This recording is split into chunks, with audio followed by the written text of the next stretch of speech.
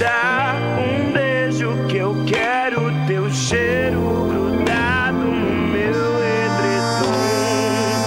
Me ensino a ter paciência, a ciência que instiga o meu eu. Já foi, quero andar por aí, descalça sem nada, ao lado de um vinho bom, deitado na mesa de um bar.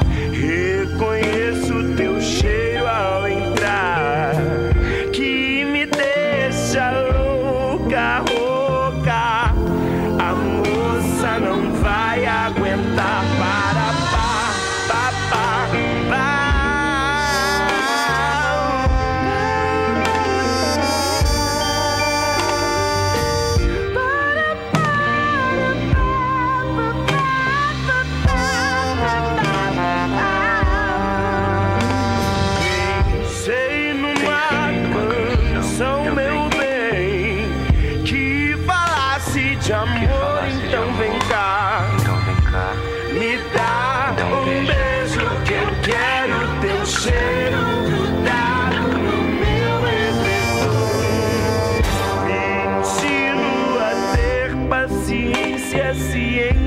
Que instiga o meu eu. Já foi, quero andar por aí, descalça sem nada, ao lado de um vinho, deitado na mesa de um bar. Reconheço teu cheiro ao entrar, que me deixa louca, rouca. A moça não vai aguentar. Para, pá, pá, pá, pá.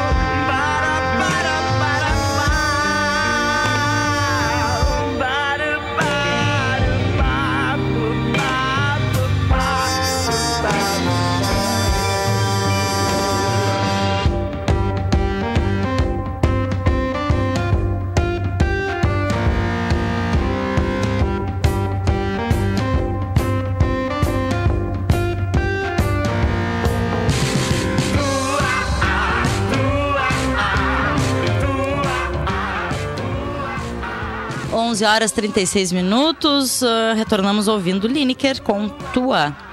E a gente retorna para o segundo bloco do Paralelo 30 com a nossa pauta LGBT.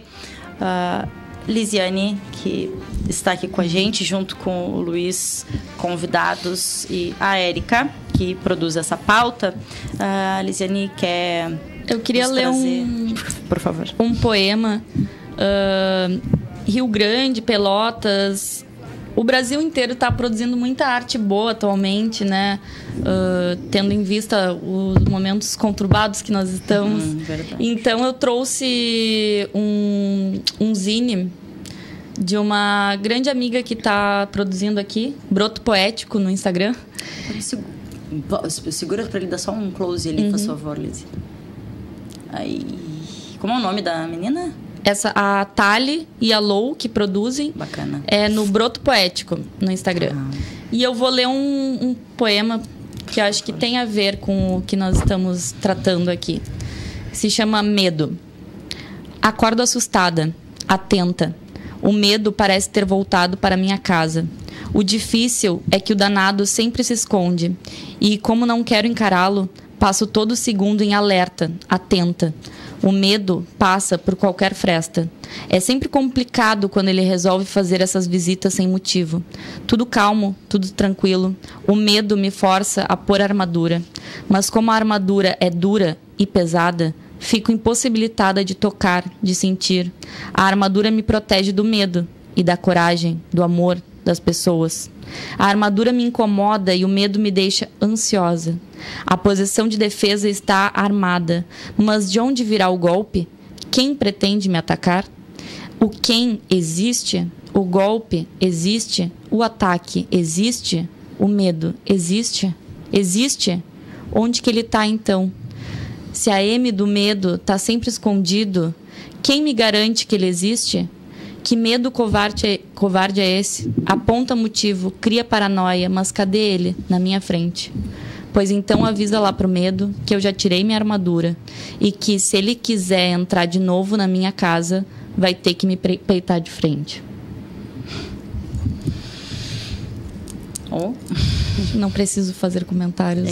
A arte às vezes nos deixa sem palavras. Isso é verdade. Lindo, né? E que bacana, qual é o nome do perfil, página no Insta? Broto Poético. Broto Poético. No Instagram. Vamos achar lá. Bacana. Muito bom. Um trabalho muito bonito. Ontem no talk show da Semana Feminista do IFE, a Lisiane, ela fez uma fala muito legal, né? Que ela falou sobre... A gente estava falando sobre algumas situações que vêm sendo divulgadas, né? E a respeito do feminicídio. Ela falou que, sim, homens morrem num assalto, coisa, mas... uma mulher, quando é vítima de feminicídio, ela não leva uma facada. Ela leva 8. Ela leva 20. Um LGBT, quando é vítima de um crime motivado pelo ódio, não é simplesmente porque morrem pessoas. É motivado porque somos LGBTs. E aí a gente não leva um tiro. A gente leva 6 facadas. 12. Isso me chamou muita atenção. E eu gostei muito do que tu falou. Nesse sentido, porque é exatamente isso. É a questão da motivação... pela qual nós estamos morrendo e sempre morremos, né? Quer que você fale sobre isso? E isso vem se agravando e a gente precisa se atentar muito a isso, aos nossos direitos em risco. E não é só o meu como indivíduo, né? De alguma forma a gente falou de representatividade também. De alguma forma a gente representa ideias e somos incomodativos, né? E por incomodarmos, resistimos. Então, estamos aqui, né? Afinal de contas, que bom que temos esse espaço. Fico feliz de ter o Luiz aqui também ao meu lado. Falando justamente dessas questões, né, de nós estarmos em risco e quando somos assassinados, não somos assassinados com um tiro, mas muitos, porque são muitas coisas que estão sendo assassinadas naquele momento, né? Desculpa. E falar sobre as violências que cercam essas populações sem espaço de voz dentro do sistema é dizer que, a partir da ascensão do fascismo, isso se caracteriza mais, e aqueles que apoiam são mais uma mão junto daquela violência que é estipulada. Agora, essa semana, no bairro Getúlio Vargas, só para demarcar o que é o feminicídio em si, que as pessoas, muitas vezes a gente fala, as pessoas ficam... mas mas tem um peso isso, né? A mulher, por conta de segundo o delegado, provavelmente foi por conta de ciúmes, né? Quando é a mulher que sente a bobagem, quando é o homem que sente, ele tem razão. E isso eu falo aqui, pegando um pouco do lugar de fala de vocês, mas só para trazer o recorte histórico aqui, né, que a gente passou. Ela foi escalpelada, tinha cabelo e pedaços do corpo dela por toda a casa, né? Ela foi esfaqueada várias vezes, inclusive na sua genital, e foi largada já morta na porta do hospital. Então, esse caso nos diz, poxa, tantos casos no bairro Getúlio Vargas, que é dito o bairro mais perigoso da cidade, de assassinato, e o assassinato muitas vezes é um tiro, vários tiros, mas é encaminhativo. Essa pessoa foi torturada durante várias horas por vários homens e depois foi deixada mais ou menos à mercê da própria sorte. Então, quando a gente fala de feminicídio, a gente fala da violência, as pessoas que dizem que isso não existe, dizem que... ou muitos que já estão escancarando dizendo que isso deve ser assim, são mais uma mão em cima dessa pessoa, mais uma mão a favor da morte dessa pessoa e dentre outras pessoas, né, Gurias? E Em relação à violência que ocorre, por exemplo, a LGBTs, né? Nós sofremos estupros corretivos. Nós precisamos de uma correção. Isso aconteceu na UFPEL recentemente, Isso. né? Não só, mas digo, um dos casos que tem a ver sim com esse momento, né, de intensificação e de exaltação, acho, do ódio, do fascismo. Naturalização. Aconteceu aqui do ladinho, né? E ontem a Érica falou sobre LGBTs e tal, e a nossa representatividade é muito importante, né? E aí eu pensei que seria importante a gente confirmar e grifar, né? Que a frase no pavilhão 2, no banheiro do pavilhão 2 da FURG é uma referência direto a um torturador, o Ustra, e ele já foi ovacionado no nosso congresso. Isso não deve ser aceitável, né? E em função disso também, mulheres têm se unido, LGBTs, enfim, e amanhã nós teremos um ato às 15 horas no Coreto da Praça Tamandaré.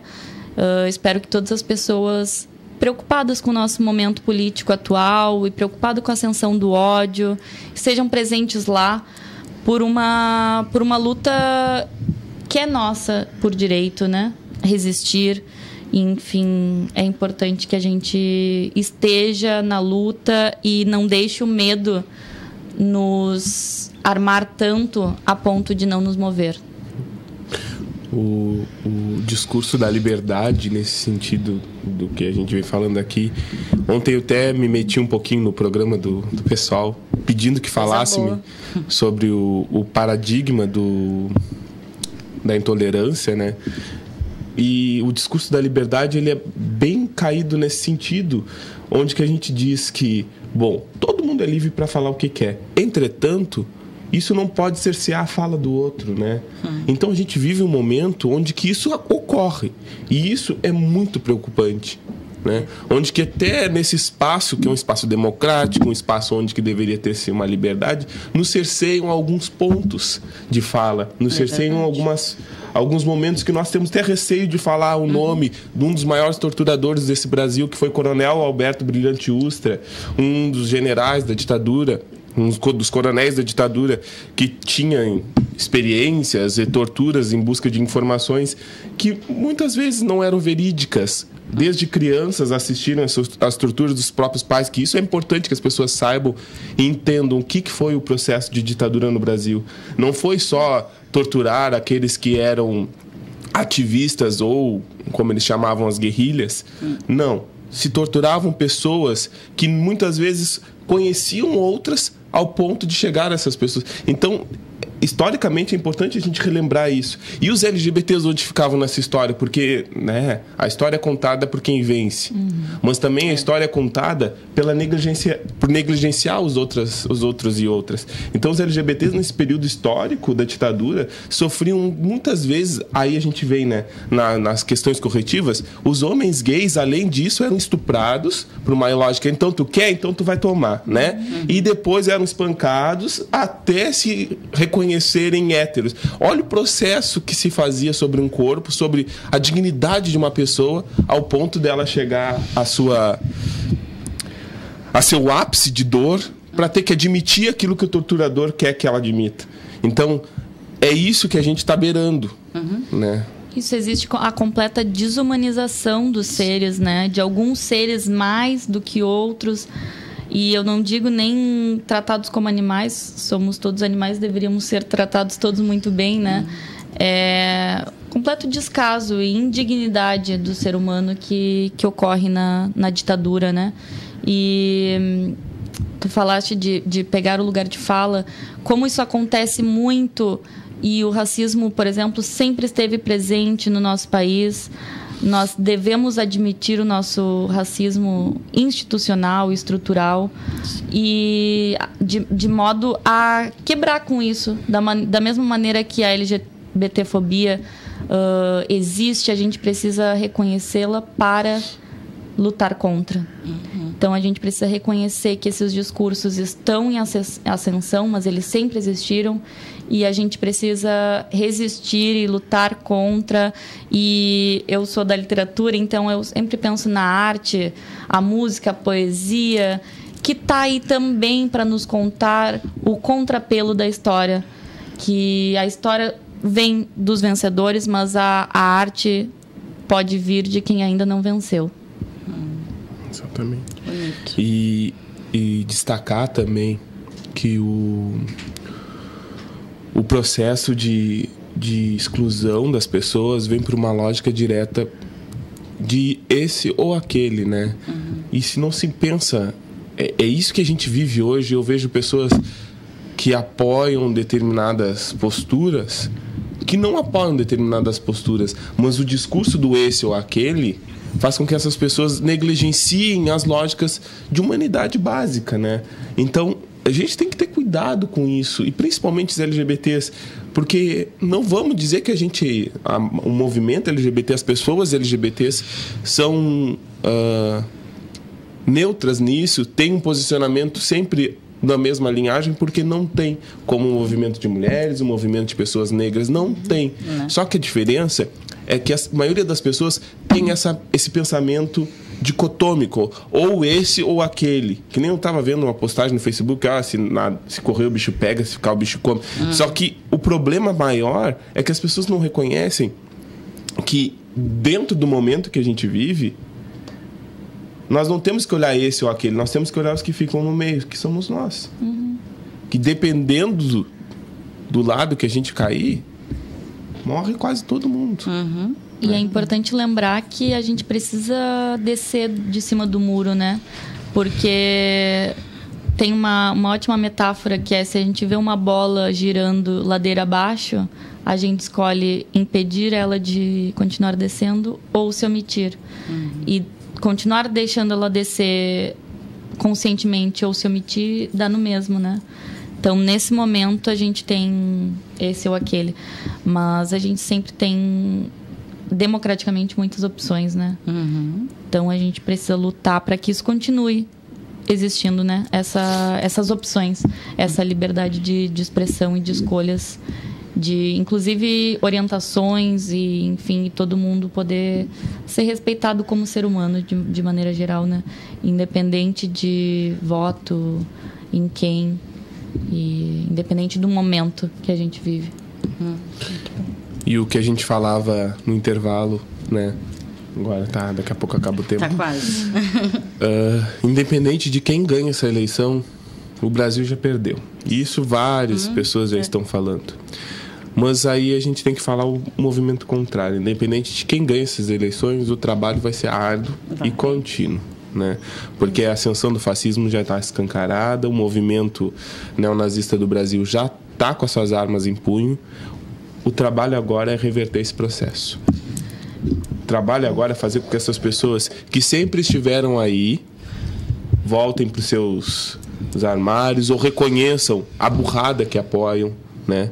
A burrada do processo que apoiam, né? Então, acredito que hoje o trabalho vai ser muito mais, a partir de agora, né? Muito mais dificultoso, mas não menos digno do que já era o movimento antes. Isso, o Brasil está perdendo, mas a gente segue lutando bravamente. Espero que as pessoas se unam nessa corrente de direitos, de liberdade, e não na corrente de ódio que vem nos cercando, né? Então é isso, a gente passa por um momento assim tão assustador, às vezes desesperançoso, para que a gente tome fôlego e siga em frente. E o movimento de mulheres tem uma canção que eu acho muito... que me motiva bastante, assim, né? Porque eu adoro os movimentos de mulheres, e eu acredito mesmo, sendo homem aqui nesse momento de fala, que a revolução será feminista, a revolução será a partir das mulheres, porque eu venho dos povos tradicionais de matriz africana, e quem gera e quem permeia e quem organiza os povos tradicionais de matriz africana, de onde eu venho, são as mulheres.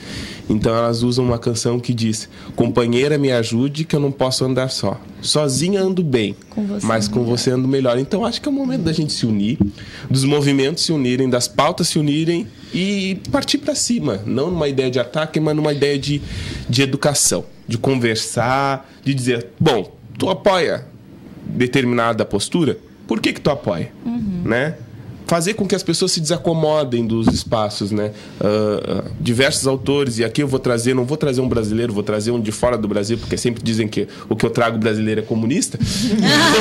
Então eu vou trazer um de fora do Brasil, de um país que sofreu processos, né, durante o período da Segunda Guerra Mundial, que é Vygotsky, e ele vai dizer que a educação é o processo de desacomodação. Hoje nós estamos num processo de acomodação, né?